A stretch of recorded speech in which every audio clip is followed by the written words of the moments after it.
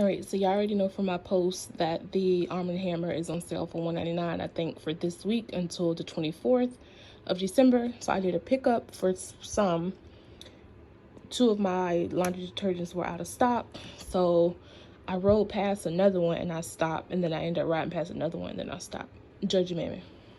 So I end up getting this one because, yeah, I have children. So I got 2 of the, no, I have 3 of the sensitive skin ones.